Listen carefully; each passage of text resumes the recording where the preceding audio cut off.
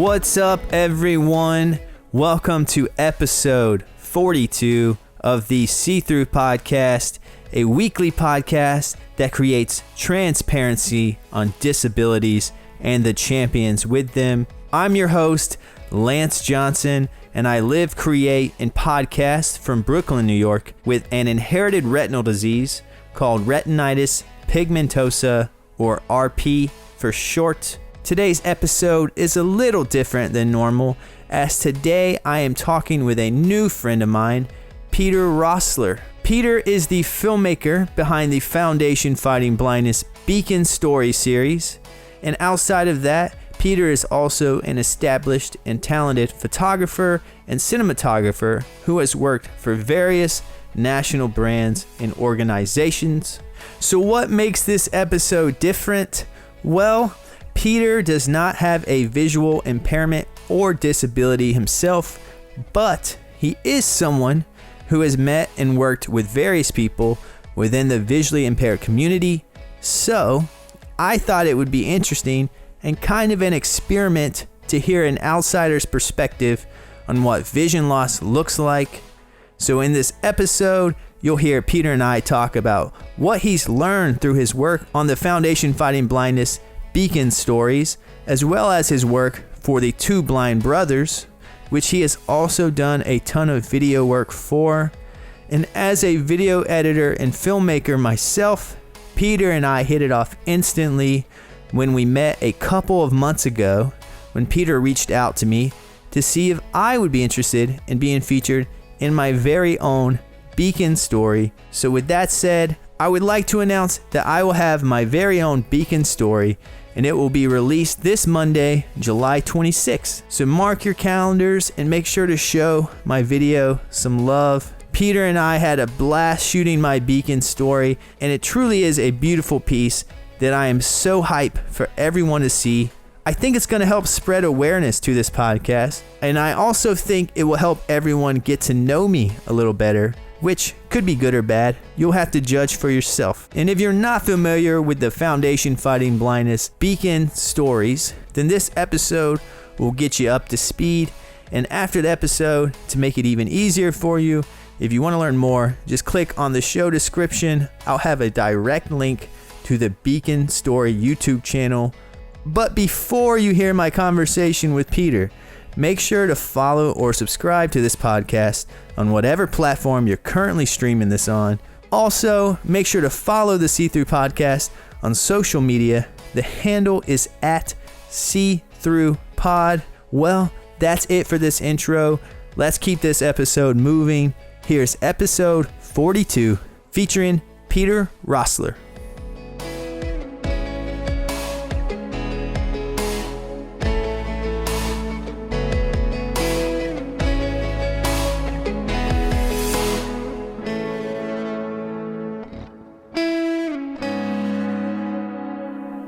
What's up, Peter?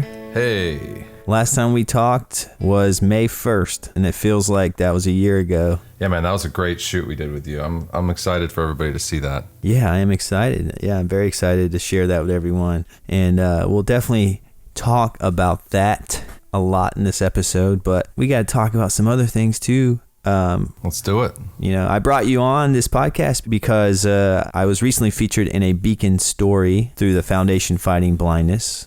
And what Beacon stories are, I'll let my guest talk about, because he is the director of them he is the director in terms of the video production. Yeah. And he is a contractor with Foundation Fighting Blindness. What I thought would be interesting about bringing you on, Peter, is because you've worked on a lot of these projects with the foundation, yet you don't have a visual impairment. So I kind of thought it'd be interesting to talk to you about, what you kind of experienced and your thoughts on, the visually impaired community, kind of as an outsider. But yeah, I think before we talk about that, I think let's just get like an intro of you and who you are. Yeah. Based in New York City, I started off in photography and moved my way into videography.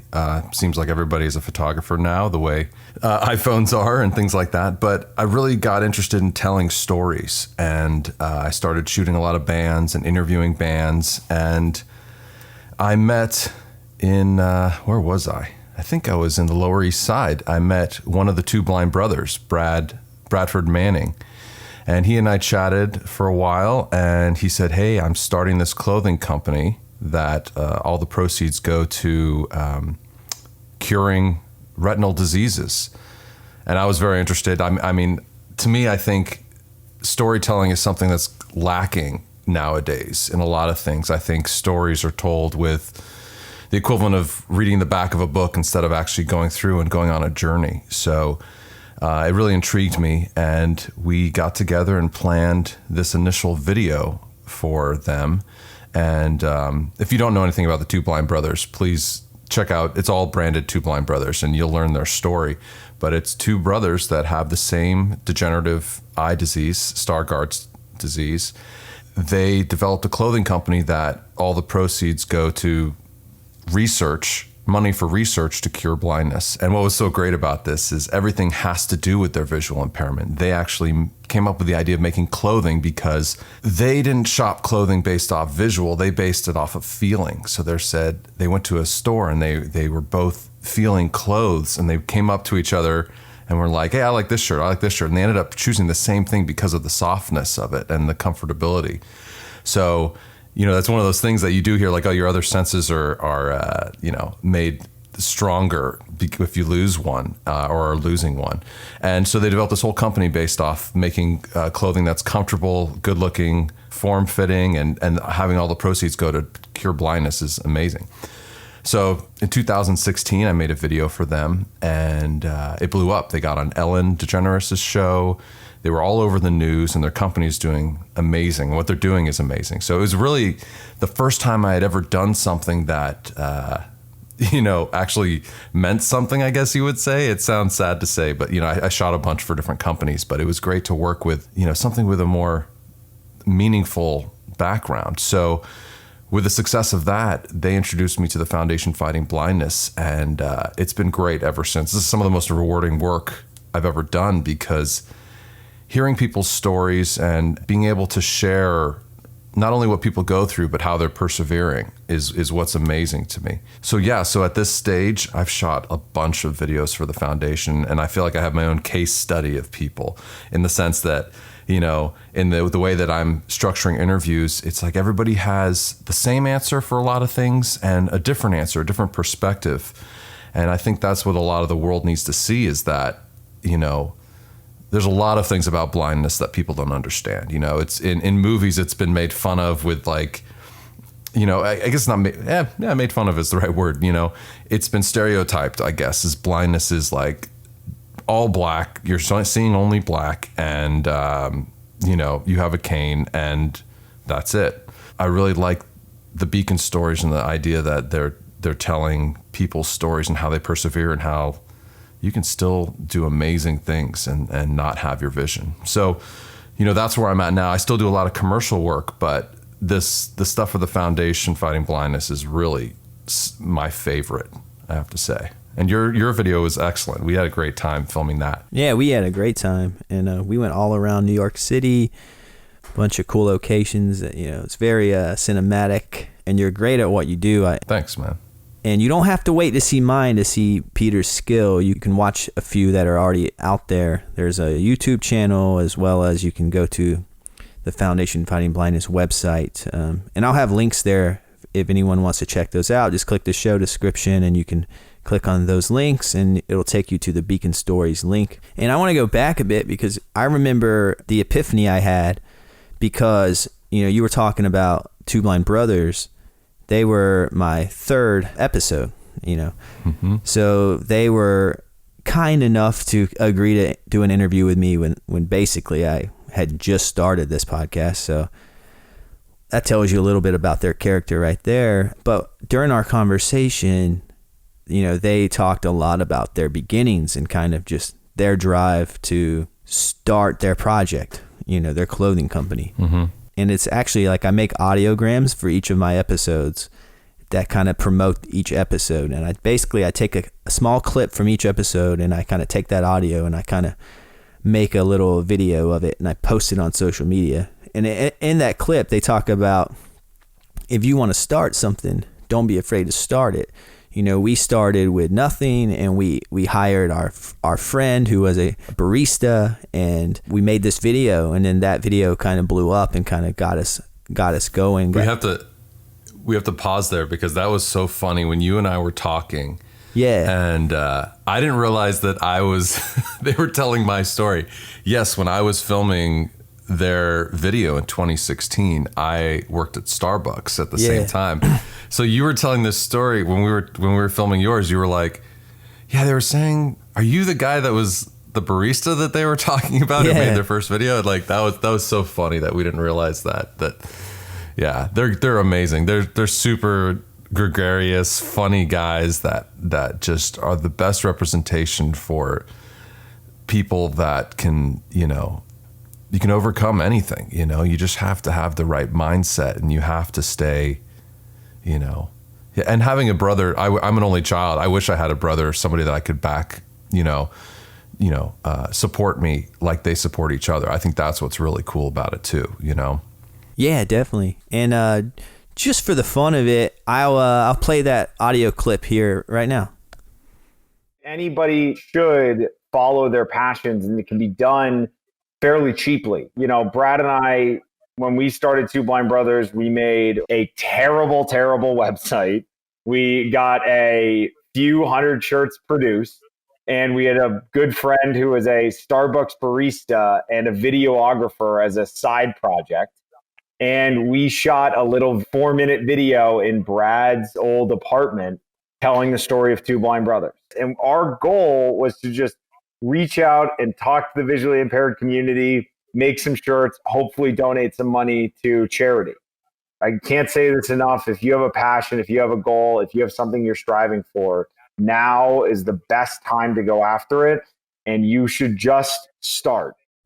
Yeah, Two Blind Brothers, that's a great start. It's just kind of funny how these interactions where you meet someone and you don't think it's really going to have any significance, but it kind of turns into this kind of domino effect. You meet them, you start shooting videos for them, they introduce you to the Foundation Fighting Blindness, and you start shooting for Foundation Fighting Blindness.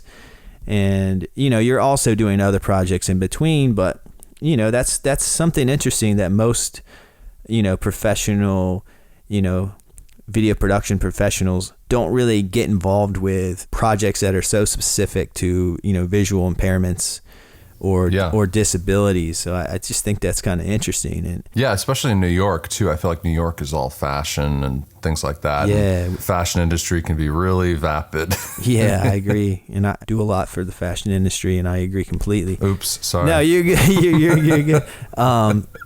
No, that's what I think about you too, is like, I think in your field, and I think the reason why you've found your own success is that you have a great personality, and that definitely came across in the video when people see that. But I think personality is such an important trait that you can't teach, but social skills now is not typing some funny emoji sentence on your Instagram. You still need these social skills to interact with people.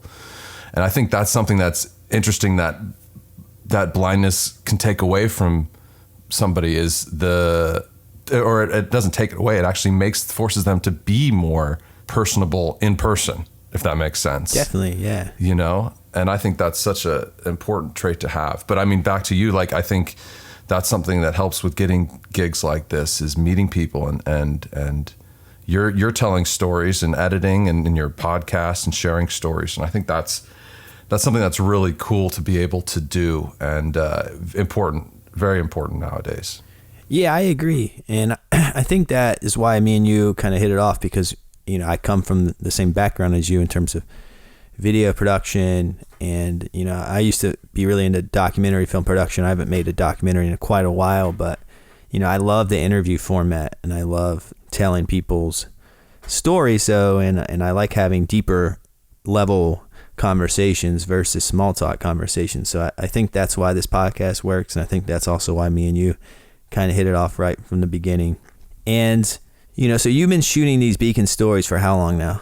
I guess, I think I did one in 2016 then, pretty close to after we finished the Two Blind Brothers first video. So okay. Yeah, a couple years now, 4 or 5 years. Yeah, because I was looking online, and they go all the way back to 2012. Yeah, it wasn't me for the first ones, but definitely. And those seem to be more like blog oriented. So it seems like on the website, the Beacon Stories, like some have video, some are just written articles. Oh yeah. So it's the video form of the Beacon Stories, I think, is a lot newer. My role. So when they first hit me up, working with the foundation, they, maybe I kind of put in my own 2 cents of what I envisioned them being. They already had a vision, but I definitely wanted.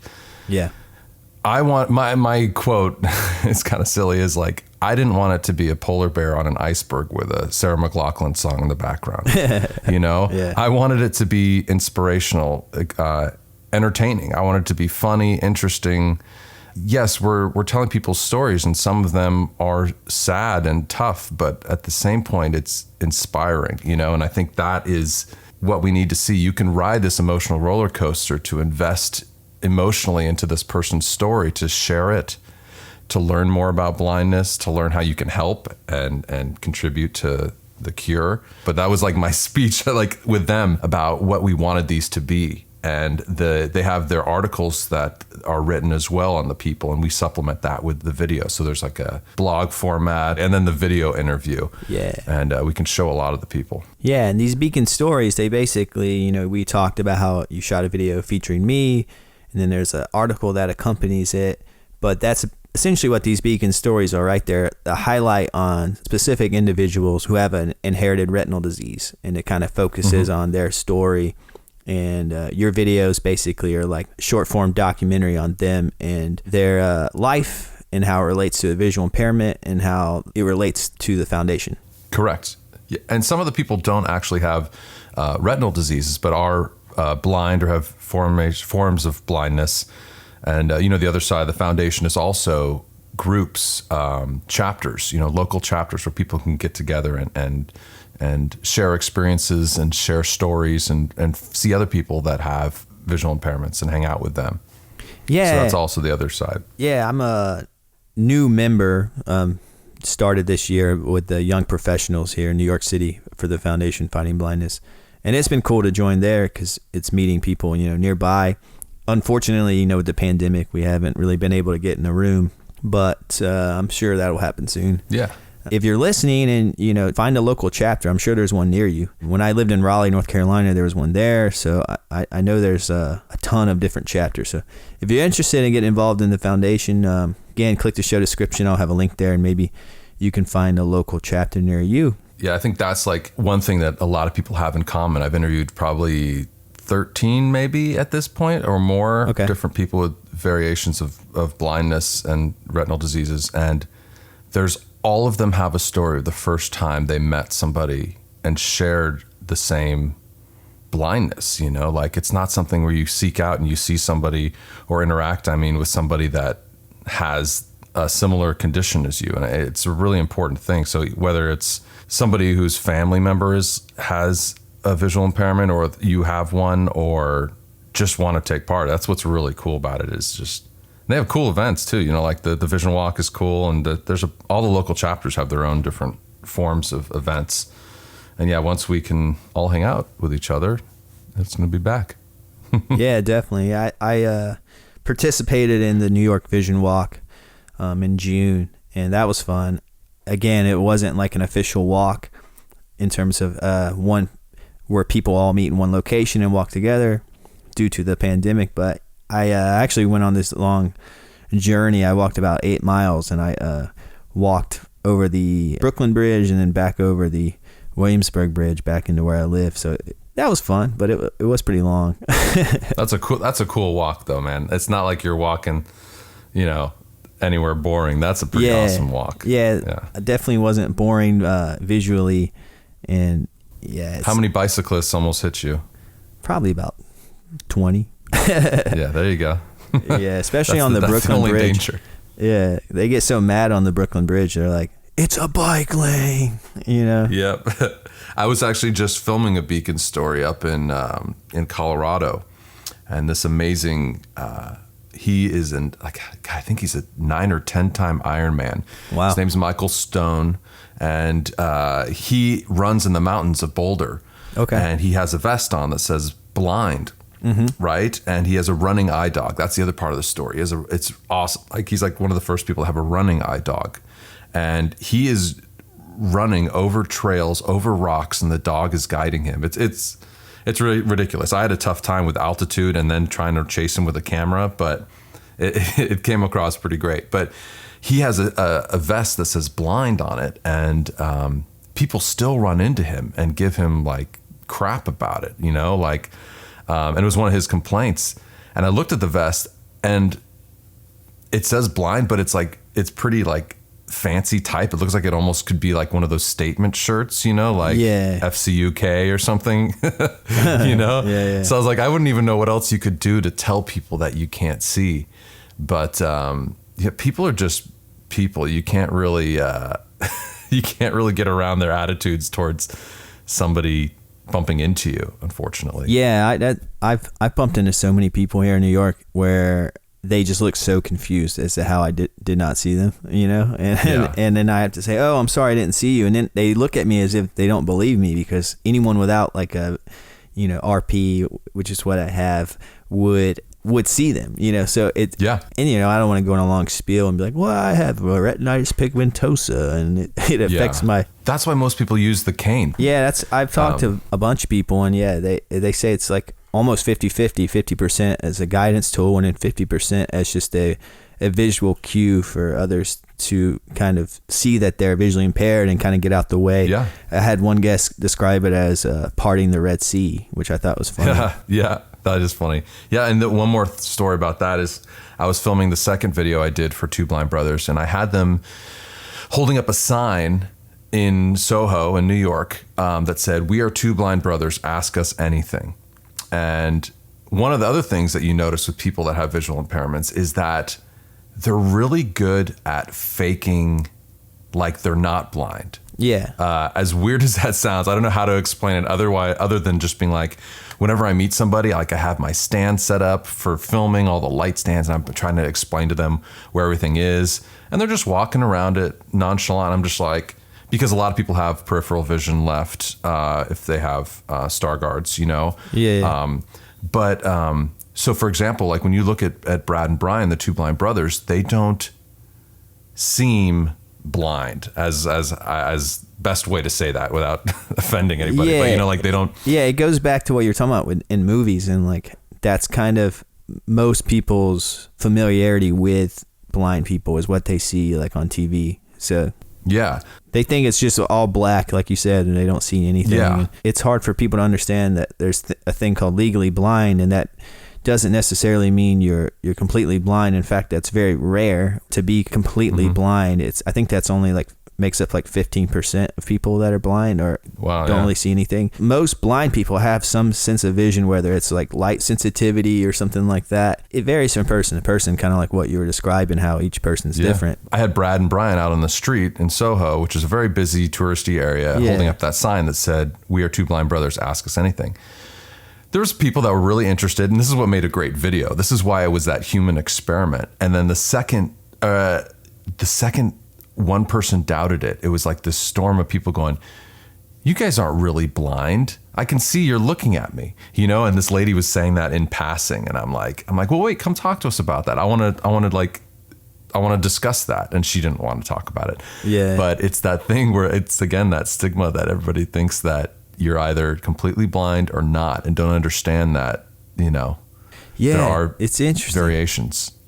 Yeah, it was kind of funny. And that's so funny because again, it's like you're not blind. Like, well, what constitutes being blind? Like, legally blind is 20% or less, you know, in terms of field of vision. So, well, I was thinking, like, you know, you leave an altercation with somebody and you think of all the funny stuff to say afterwards. Yeah. I was like, it'd be just great to be like, you know, I don't know, have him some joke. If I'm not blind, then you're the most beautiful lady I've ever seen, or something like that. And like, I don't know, just something. Good comebacks, you know, you think of all that stuff like that. But it was a great human study. Well, it's funny because, you know, Two Blind Brothers, they're kind of like they're massive in terms of they're pretty. You could say they're very recognizable. And they're the rock stars of the blind community. Exactly. So the fact that they're even getting comments like that is kind of funny to me. Totally. And then it also kind of shows how much of a niche this community is, because, it's in our community, like you said, they're rock stars, but to people outside of the visually impaired community, they may have heard of them because they were on the Ellen show, and they do have a big national clothing company. But yeah, most of the time people know about Two Blind Brothers through either their own visual impairment or someone's visual impairment of someone they know, so yeah, basically everyone experiences that. I mean, that's the goal of the videos, is to and just the awareness of the foundation is to bring it normalcy to it. Yeah. When on 23rd Street, I don't know if we talked about this, but on 23rd Street in Manhattan, I think it's between 7th and 8th Avenues, is a center for the blind. Okay.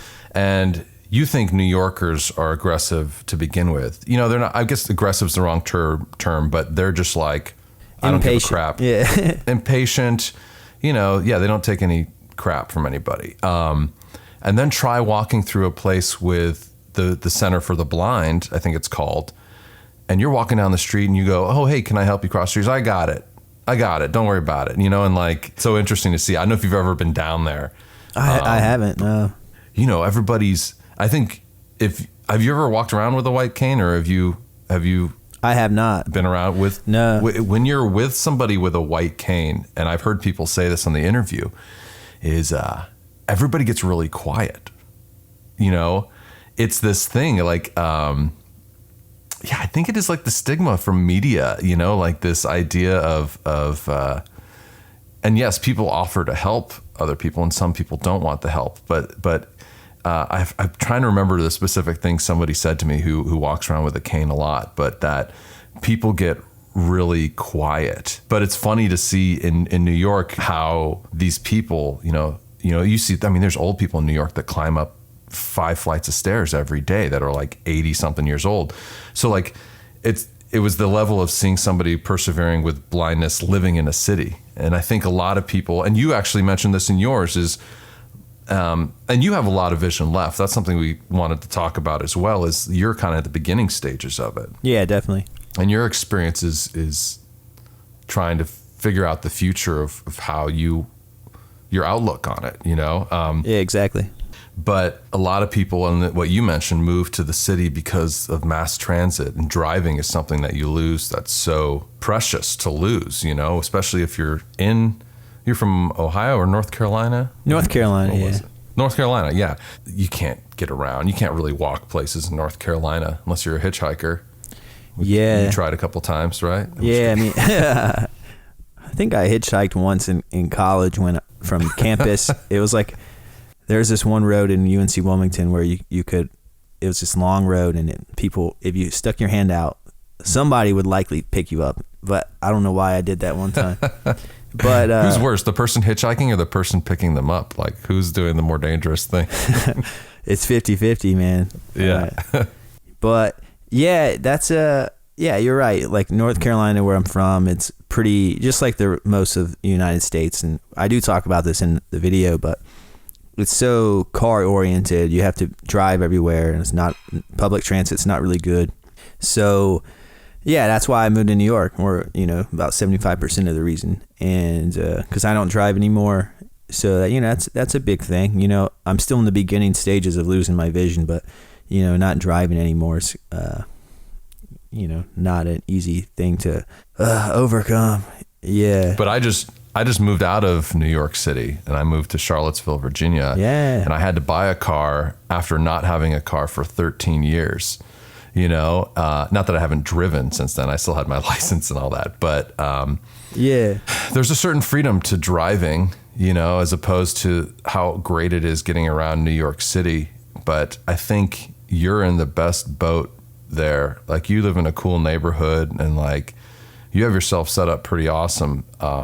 That I wouldn't want a car where you live, Yeah, it works out for where I live. Yeah, definitely. Yeah, that, that's kind of the beauty of it. Do you see yourself ever leaving the city? Like, say you guys have kids, would you want to leave the city, or you would stay there? I don't see myself, for whatever reason. It's hard for me to picture myself being like a 50-year-old here. Yeah.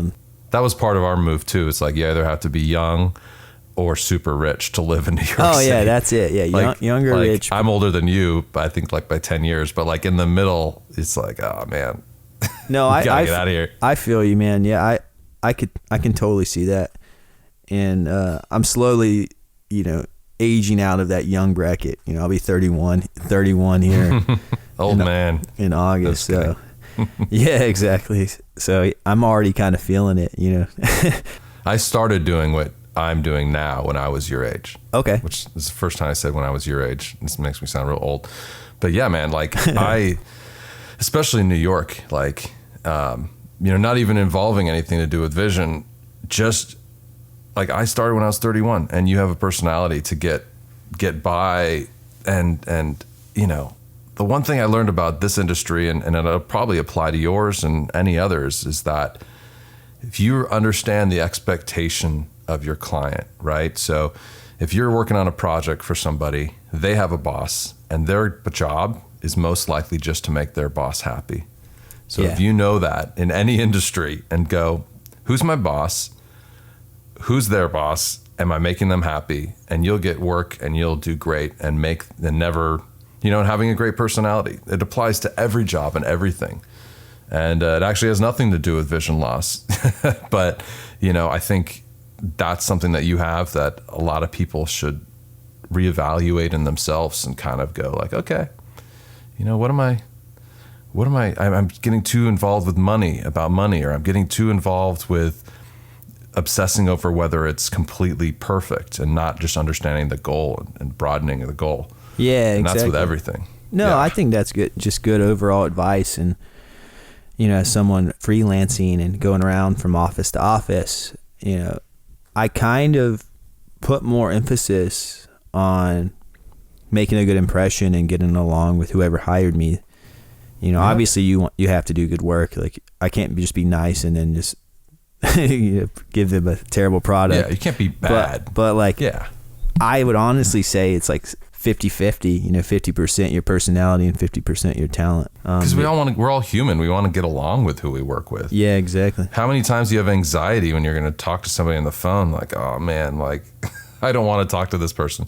And nobody wants to work with anybody like that. So I think it's more like 70-30.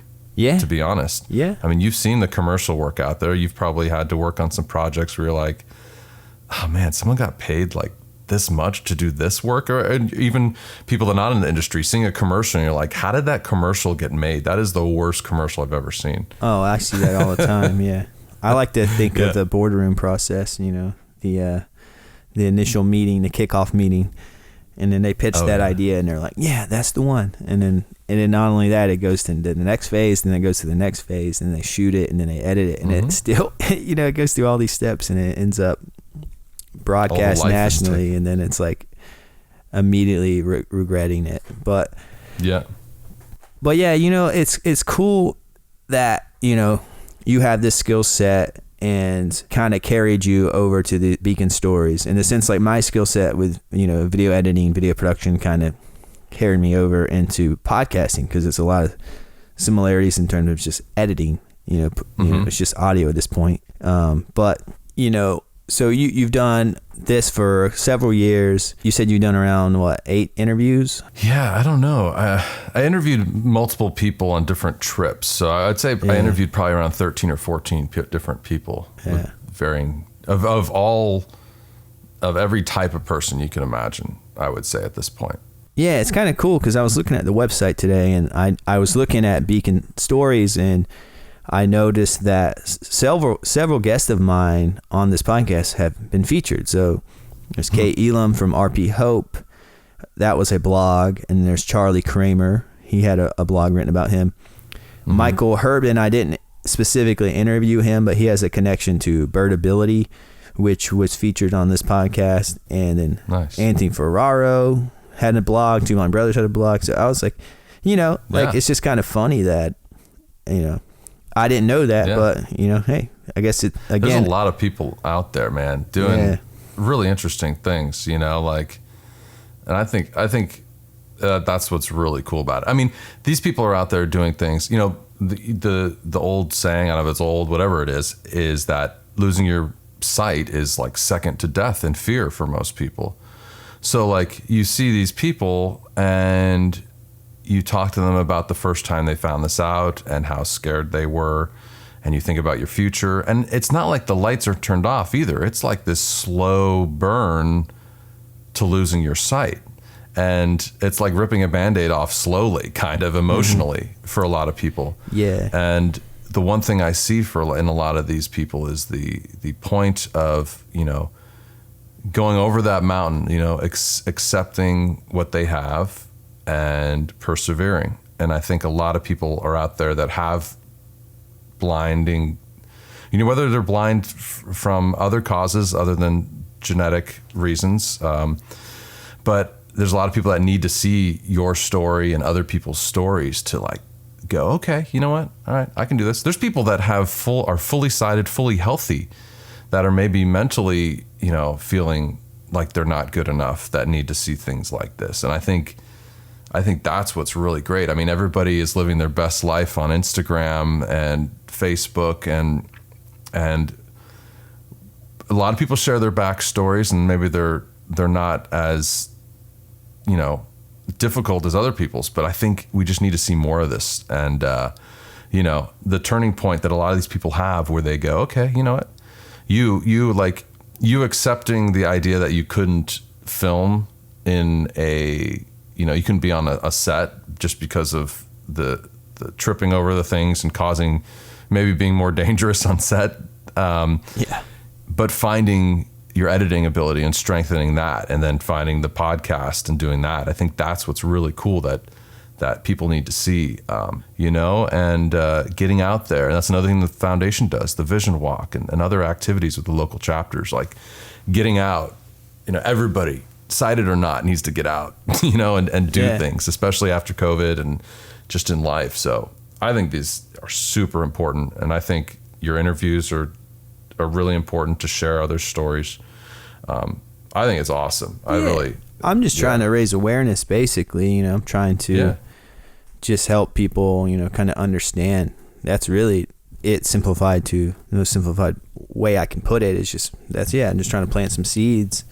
And you talked about, in terms of visual impairment, like how it kind of made me go from shooting video to editing video, because that was something I could handle easily. Yeah. So I would say there's like a benefit to narrowing your choices, and this kind of carries over to anything, I think, not just if you have a visual impairment, but sometimes you have too many options. It's hard to make a decision. And I do think obviously at first, having a visual impairment and having your options narrowed, for example, not being able to drive, maybe you work a job you can't do anymore. Right out the gate, you are not going to be a fan of that.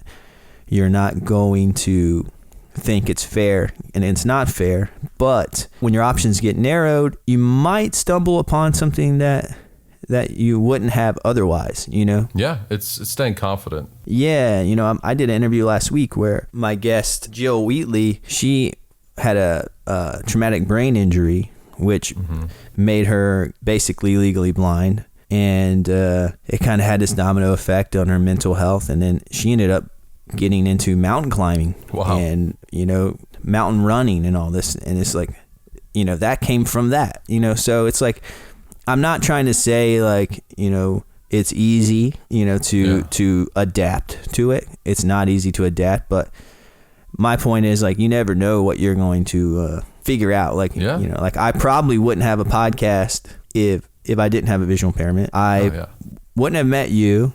I wouldn't probably have made the switch to editing like I did.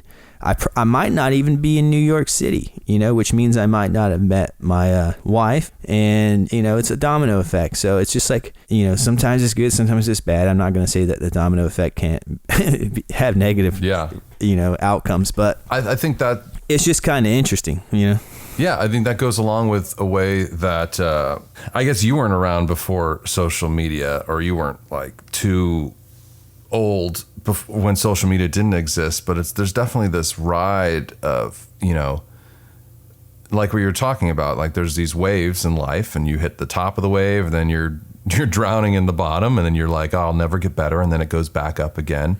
Yeah. And the more you can stay even keeled and ride it out, the better off you are. And I think a lot of the help that people need is getting so dug deep into social media and not getting out into the world. It's like, I agree completely, man. These people aren't living their best life on social media. They're just pretending like they are. They're not taking pictures of, them being a normal person. They're being like, oh, look at this. I don't know. I can't think of an example. Yeah, no, I know what you mean. I think that's what people really need to, and I have a son now. He's 3 months old, and I'm thinking about how to raise him and how to help him be the best person he can be. And I think it really is riding out these waves of life, and, say you have an anchor on you of blindness, right? Mm-hmm. And a lot of people let that anchor pull them under.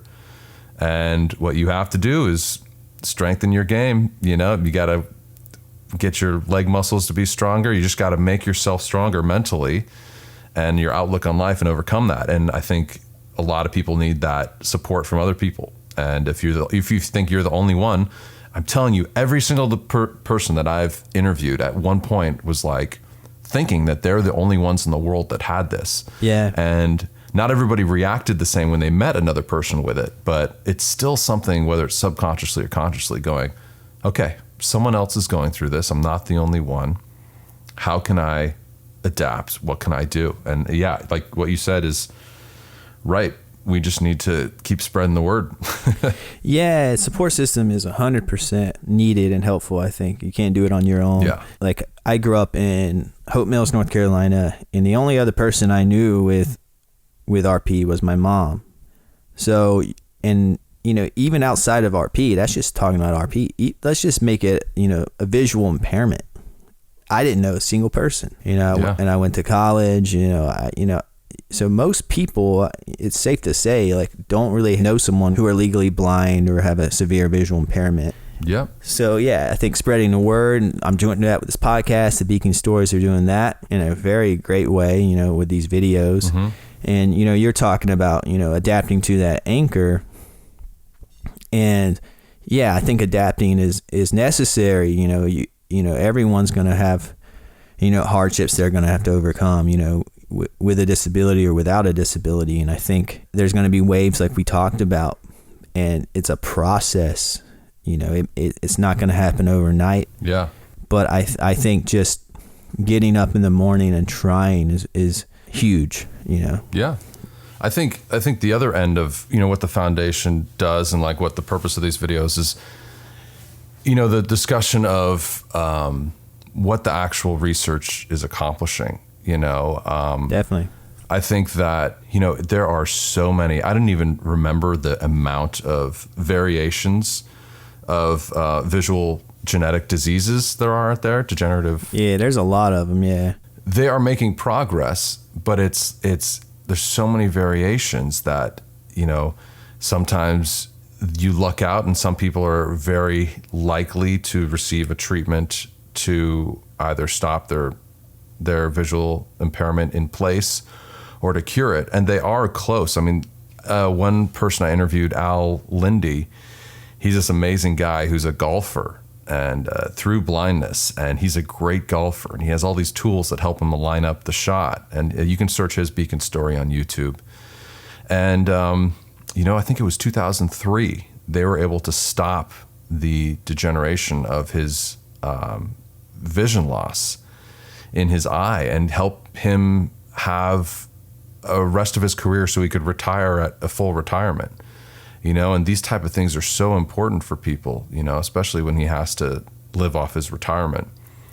And so, I think the science and technology behind it, as much as it doesn't seem like the A and B, cure, no cure, there are a lot of steps happening along the way that are amazing, and that the research is going towards, the money that their foundation is raising is going towards.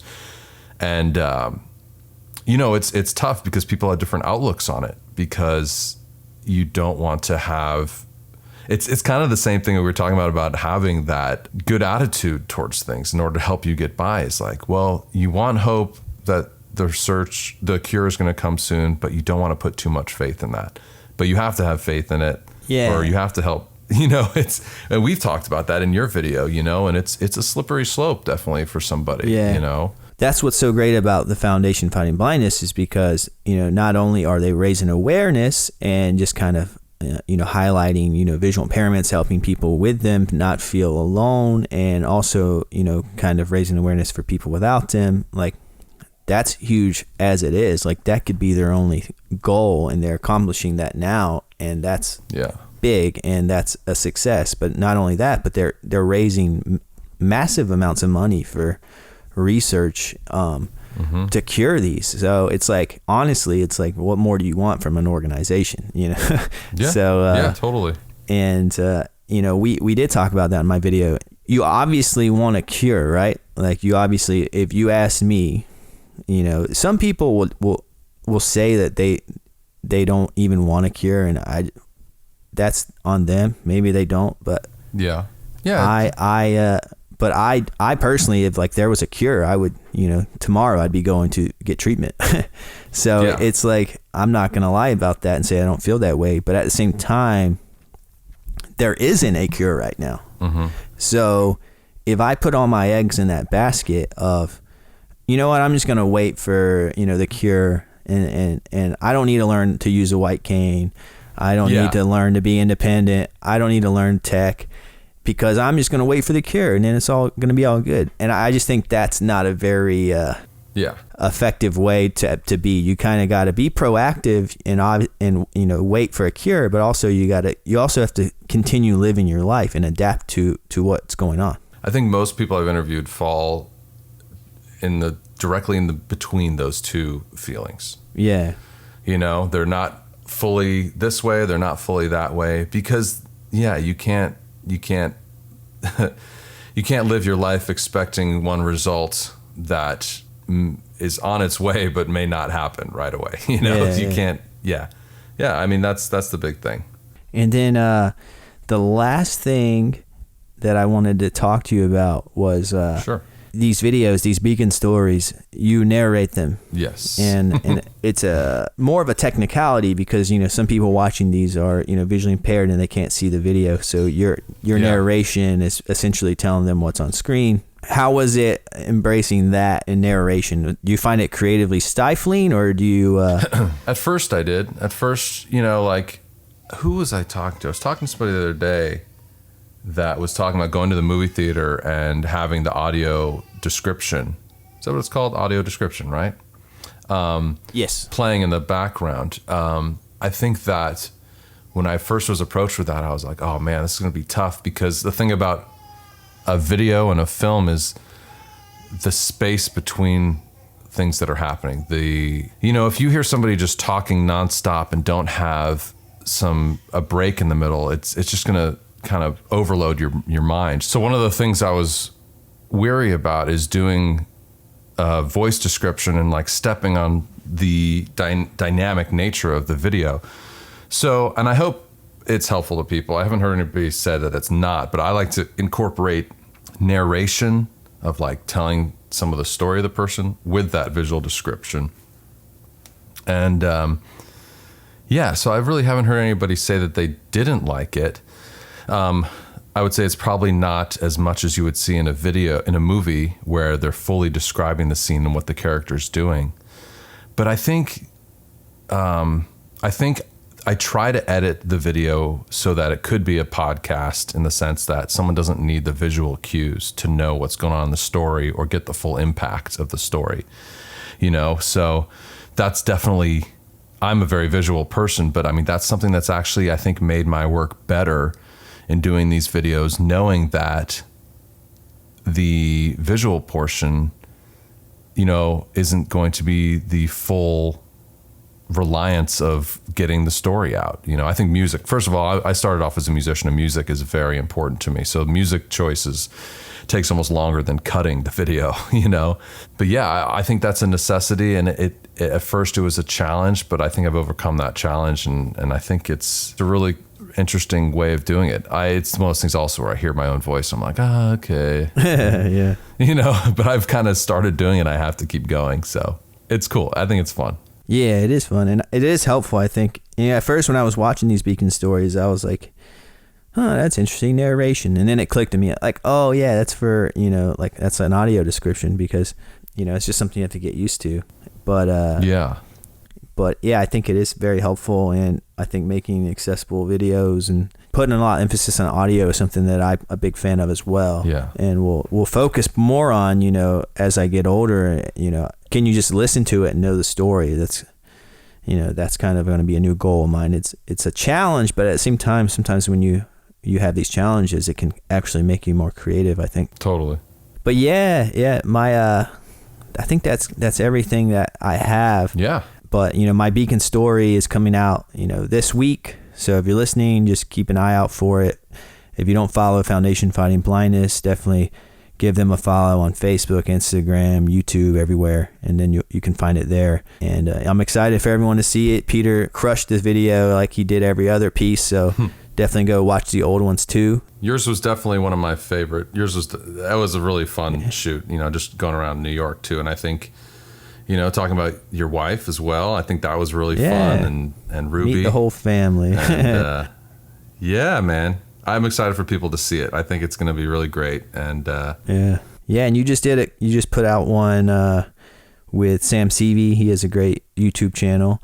And then there's a Paralympic swimmer, Rebecca Myers. That was a very great one. So yeah, there's a lot of awesome Beacon stories out there, and a lot of blogs and written articles that feature past guests. So you might recognize some familiar faces, and you might learn some new names. And this morning when I was looking over the list, I was like, I need to reach out to this person. I need to reach out to this person. So it's a great resource to meet people. And so yeah, check out Beacon Stories. Again, I have a link in the show description. Click there. And I end each episode, I let my guests give a shout out to like a nonprofit, but it's almost like this episode seems to be the Foundation Fighting Blindness episode. Oh yeah. But I was wondering if you had anything to add about the foundation. I think the two things. I think what's great, there's the two ones we talked about, and I think are the Foundation Fighting Blindness and Two Blind Brothers. I think what they're doing is great. I just think the foundation is. I actually have shot a bunch of videos with the founder, Gordon Gund, and somebody I wouldn't normally have the opportunity to meet. And I've interviewed him a couple times, and the most impressive thing to me is meeting somebody like that, who's a very successful businessman, who's dedicated his life to making the foundation. He and his wife, dedicated their lives to forming the Foundation Fighting Blindness and keeping it going. He's just an amazing person, and I think that to me is one of the biggest selling points. He and his wife are amazing people. Biggest selling points for the foundation for me, and I think anybody who gets a chance to meet him or hear his story, really, it just encompasses that they are good people trying to do a good thing, and it just makes me feel really good to be a part of that. And on top of telling stories of people, you can't ask for a better job, really, and that's one of my favorite things about the foundation. So I'm very happy to talk about them until the cows come home, which I think I see some cows on my. That Virginia life, man. Yeah, man. I thank you so much for having me on the podcast. This was cool. I'm glad we finally hooked up. Yeah, it's self-serving. I wanted to promote my video, but at the same time, I wanted to promote Beacon Stories as a whole, because it's like, I feel like everyone, they're probably, a lot of people probably are already aware of the Beacon Stories, but if you haven't heard of them yet, I just wanted to shine a light on it because it's super cool, and I'm sure you got a bunch in the queue going on. So, watch mine and then keep following it and watching more and meeting more people. And I fully support Foundation Fighting Blindness and the Beacon Stories. So, and you're the creative behind it. So it's kind of amazing. So thanks, man. Thanks for taking the time. And yeah, you're right. We do need to collaborate at some point. Definitely. Yeah. So stay tuned for more collaborations from Peter and Lance. Boom. Thanks, man. Yeah, thanks again. You got it. All right, take care, man.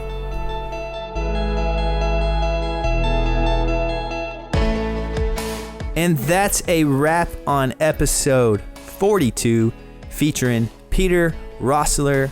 You know the drill. Click on the show description. I'll have several helpful links there that will direct you to what Peter and I discussed. And do me a favor and rate this podcast if you're listening on Apple Podcast. And if you want to reach out to me personally, you can DM me on social media. The handle is @SeeThroughPod. And if you don't follow us yet there, make sure you do. I post a lot of cool content there that you will not want to miss. Also, there's another way you can get in touch with me. You can email me at theseethroughpodcast@gmail.com. And as I said in the intro, my personal beacon story will be released Monday, July 26th. So if you're listening on the day of this release, that's tomorrow. And I can't wait for everyone to see it. So make sure to show my video some love. But that's all for this episode. Thanks so much for listening. And if you're new and you like what you heard in this episode, feel free to check out some older episodes. There's a lot more where this came from. And I also release an episode every week, so make sure to tune back in. And until next episode, stay transparent, everyone.